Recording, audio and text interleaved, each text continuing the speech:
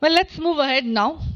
Uh, India's treasury business and outlook on trends, challenges, and opportunities. Well, explore the current state and future prospects of India's treasury business, as well as trend, challenges, opportunities that shape its evolution. This session right now happening here will be provided valuable insights and recommendations on how to leverage best practices and strategize to optimize business in treasury. For doing the honors of now presenting the first presentation, I'll call upon Mr. Abhinava Bajpai, Managing Director, Acies Consulting. Can we have a huge round of applause for the gentleman, please? So first of all, thanks to all of you. It's very, I would say, my privilege to be here to talk about some of the experiences that we have gathered, mostly by talking to people like you who have been in the industry, who have been doing this in and out. So that's what we thought that we'll share here. Some of those experiences, some of those asks when we go meet people who are practicing practitioners within India, some of them outside India. So that's what we thought we'll share it. Also would want if any one of you would want to share any of your experiences, especially what all you are seeing, which is happening across, what are the new trends that you are seeing, more than welcome, because that's why we are here for. So topic which I'm supposed to cover is that what are the outlook, challenges, trends on the treasury business. It's a very, very vast, huge topic. So what I thought is I'll maybe pick up few areas, two or three areas, talk about some of the experiences, discussion, ask that we get from interacting with people in the treasury business, and then talk about that, because covering everything is obviously not possible. So what we are seeing here is, so there are a few things that are, I would say, continuously when you go and speak to different people that are coming out, whether it's new, whether it is coming out now. What is happening is that with increase, I would say, in the technology availability of better data management capabilities, more information, there is more and more convergence that is happening, and that's a demand which is coming from a lot of treasurer business on that. So the functions like your risk functions, your finance functions, your balance sheet management functions, all of that are kind of coming together. So a few examples, we do some of the work on, say, on the balance sheet management on the FTP side.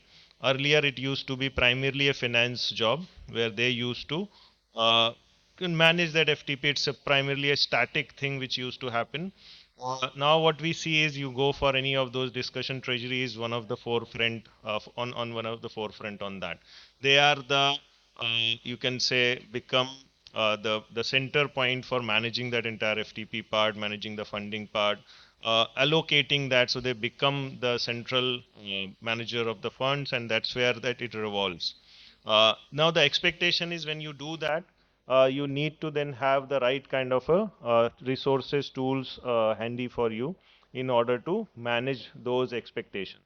The other part is things like your liquidity management, things like your some of those your regulatory ratios management. So one of the very, I would say, key asks that we keep hearing is that we want almost real time or pre-deal simulation for some of those liquidity ratios that we are managing.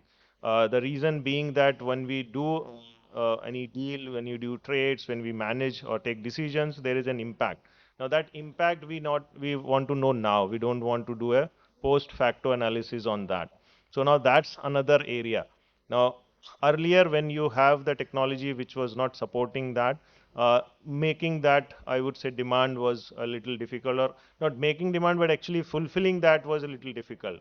Now with the advancement in the technology and the computation power, in the connectivities across different systems within the banks, within the organization, that kind of becomes a reality where you can do that kind of analysis. You can have that before you take a call, before you take a decision. And this is like one aspect. There are several such aspects, several such analyses which are available to the treasurer, and which they are demanding more and more that I want that before actually we take a call, rather than taking a call basis assumptions or basis some of the experience that they have. So that's one of the, I would say, trend that we have seen. Sophisticated pre-deal analysis, real-time analytics, which are required, which are available.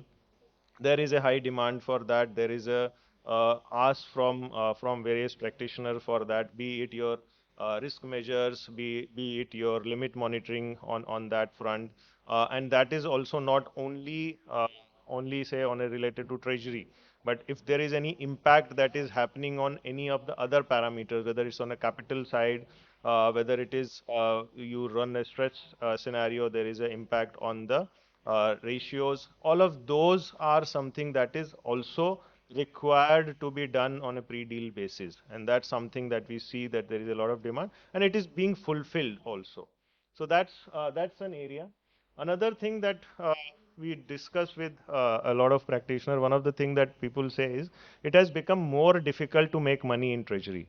The competition is very high. The traditional businesses that people were running, the products that we are running, there is a high level of competition. The margins have kind of shrunk, and that's where people are trying to find new avenues to make money.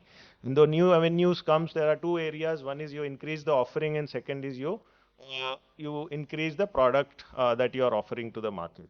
Now, there have been obviously regulatory restrictions on the products that you can offer.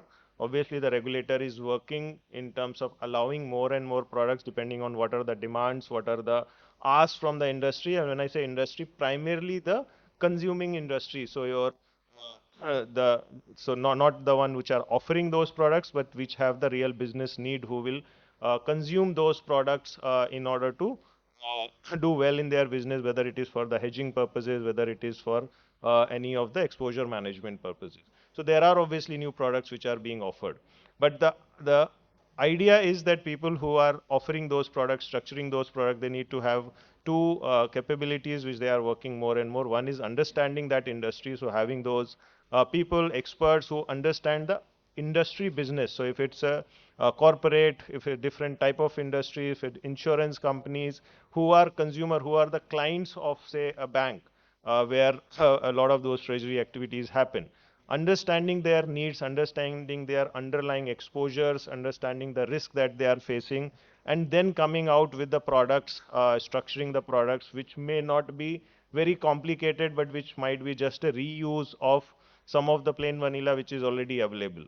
Now that's something that people are doing, and that is where they are finding that's a more market, because that's something other people have not done that. Obviously, the catch up happens faster, but then whoever is the first mover who is catching up, who has the better technology to offer that product in the market in a shortest period of time, those are the ones who then benefit from those kind of changes. So one such examples I think a lot of you would be aware of is the FRA product, which was offered to insurance industries last few years, right? uh, Very simple product, but before it was thought through by some of the bankers, no one was offering that. When it started getting offering, it picked up so well that now almost all banks are offering it. Some were able to offer it very pretty quickly. The reason being that one is obviously the thought process that we need to offer, but second is also to make sure that there are certain requirements which they need to fulfill, certain infrastructure requirement, logistics which needs to be there, and they were in the market much faster compared to some of the other banks. So that's another area where the structuring is one part, but being ready to deliver that in the market, to be there in the market, and then capture the market, that becomes another, I would say, requirement where a lot of banks are, and especially on the treasury side, that they are working towards. The other area which comes again from this topic, where that it's difficult to make money, so you need to differentiate the offerings that you have. Now, when you say differentiate the offering, the one is that new offer, and second is your package.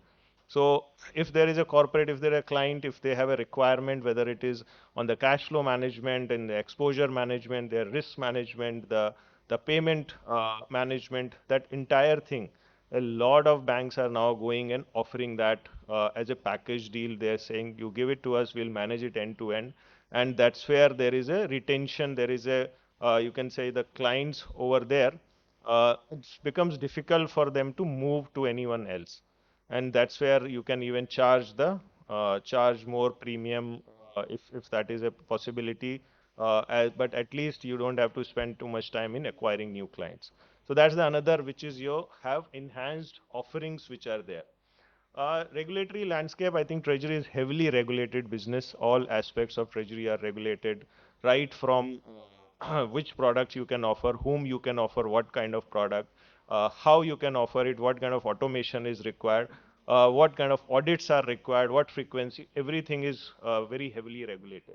Now, the things which are happening is the regulator is also coming up the pace in terms of what are the industry requirements, and hence you would have seen there is a spate of new regulations which has come, especially targeting to ease or to enhance the offerings which a treasury or which a bank can give to them. The few of them which were, I think, made a lot of difference were your that entire bilateral netting part, which came, I think, 3 4 years back, which was, I would say, quite a bit of it kind of gave a boost to a lot of activities that happened on the treasury market. Right, there are new products that are being allowed, keeping in mind the requirement of the different industry segments. Credit derivatives obviously were allowed, but there are talks to enhance those.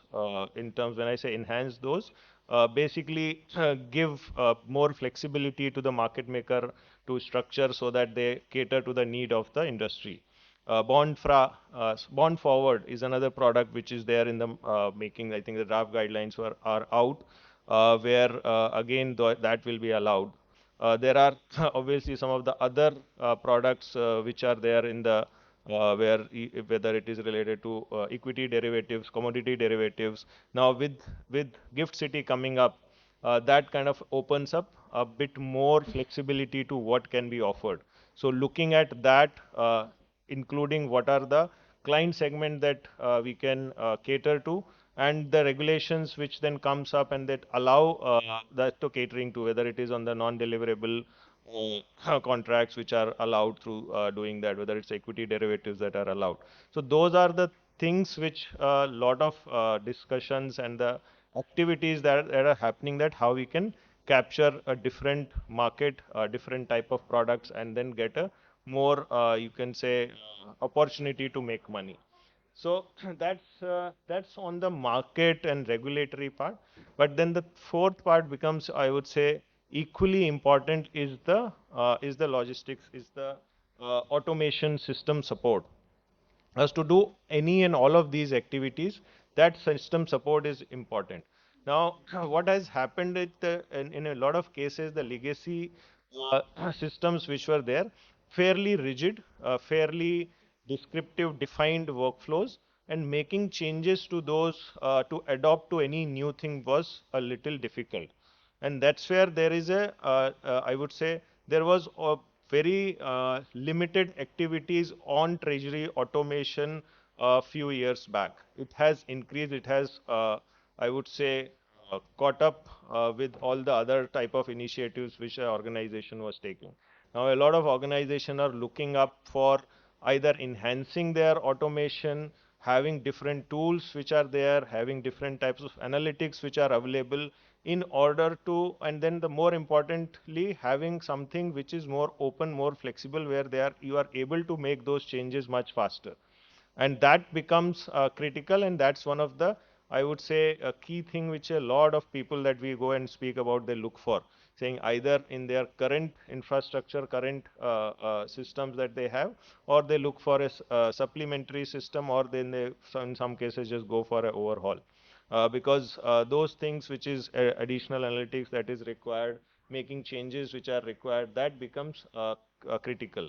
Another area there is extended platform. Now, another, I would say, aspect which some of the participants already have, some of the others are working towards that, is saying that extending the platform for various different activities to their client helps in two ways. One is obviously there is additional offerings that you can have. Second is you can have more information so that you can basically construct the offering that you have according to the information that you have gathered because your client is using your platform.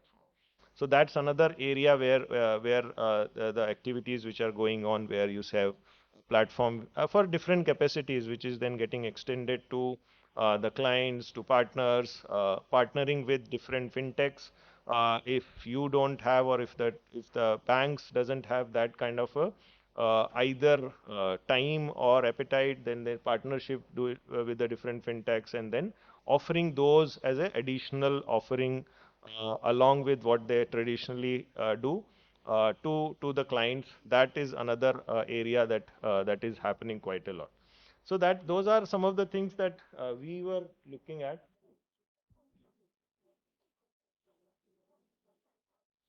Okay, I think this slide, they are not ready to move.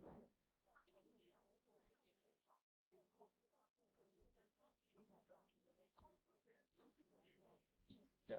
So I'll anyway take a pause here. Any of you want to just share if whatever I was talking about that kind of resonates to you, what you are looking at currently, because all of you are big practitioners. Any one of you want to share your experience that you have had, please, till the time we figure out the slides.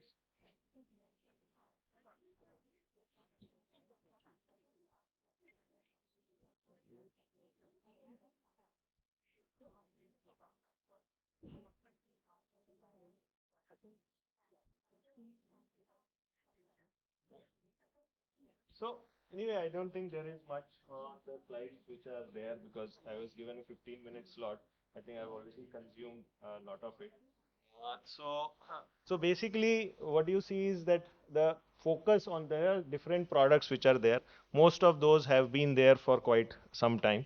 But the focus, as I was saying, is basically understanding the underlying client need, structuring, making structure which kind of satisfy those specific requirement, whether it is a hedging requirement, whether it's a exposure management requirement, your cash flow requirements which are there, and then kind of offering that to the market. This is one of the studies we did last year, especially on the OTC derivatives market. Uh, One of the thing what we realized was that there are different players which are there and who have expertise in different areas of OTC derivatives. So another area is where the players who are not present are now trying to get get their exposure up in those areas. So for example, your interest rate derivatives, most of the exposure was with private sector banks, and public sector banks were not very active. And what we have seen in last year or so, a lot of public sector banks are now coming out with offerings, especially on the interest rate derivative side, and then trying to capture or get into that market and get that market share. You also see that your commodity derivatives, equity derivatives, which are now allowed or being allowed in some capacity, and that's another area which basically comes where the banks, the participants, the market makers who are able to offer those products. This is more on a life cycle. So couple of things which I would say we have seen increasingly. Uh, the traditional part, which is your pre-deal analysis, your deal pricing, structuring, all of that has always been there. There is always incremental changes that happens. But two things which definitely are taking attention. One is your liquidity management part. So there is a lot of push on liquidity management, on you can say interest rate risk management on the balance sheet, which is there. And the second part is on the analysis, which is your advanced analytics, where the impact of what changes, the impact of that into multiple different parameters. That's something is a increased demand across the treasury life cycle, which is happening.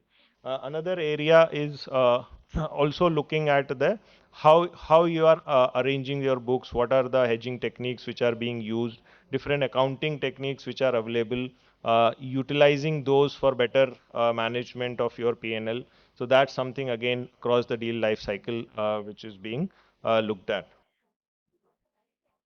Uh, different regulatory guidelines. I think I already spoke about that. So just to conclude on that, what are the different areas where there is a focus? So one is your extended platform. I think I spoke about that. That's something which a lot of people are now looking at and working towards. Uh, Enhancements of your processes always been, I would say, and as I said, Treasury being highly regulated area, that has always been a lot of focus on that, which is continuing. And somehow the regulators keeps coming back with more and more requirement from a treasury. So whether it is on the documentation side, whether it is on the review side, whether it's on the independent side of all the quantitative techniques, models that you are using, because there is more and more of those that's happening now. So that's something that's definitely one of the areas which a lot of people do struggle with, and then do look to strengthen that part. Uh, the other part is your the automation part, which is, as I was talking about, that a lot of things that practitioners are trying to do needs strong automation, strong systems, flexible systems, and that's one of the areas which is taking a lot of attention. So yeah, so I think with that I'll conclude the presentation, but I still would request if you, any of you want to share your experiences in any of the areas that I spoke about, whether it resonates or any new area that you see. There is a lot of talk on data analytics, use of AI, ML on the different aspects. I didn't touch about that, but any one of you, if you are actually practicing that, please share it with the people. I think all of us will become, I would say, more knowledgeable with your experience. With that, thank you all. Please, any one of you, if you want to share, yeah, or you, if you have any questions in terms of what we I spoke about, again, feel free.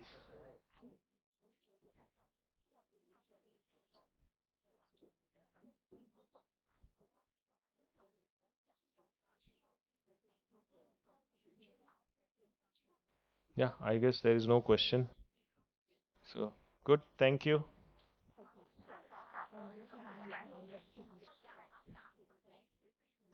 Well, thank you for such a knowledgeable presentation, Mr. Abhinava Bajpai. Thank you so much, Managing Director, Acies Consultancy. And for doing the honors of felicitating Mr. Abhinava Bajpai, I'll call upon Soumya Biswas, Director, Synex Business Media Private Limited, on stage.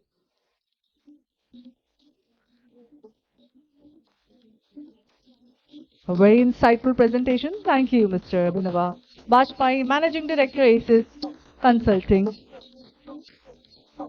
Thank you so much.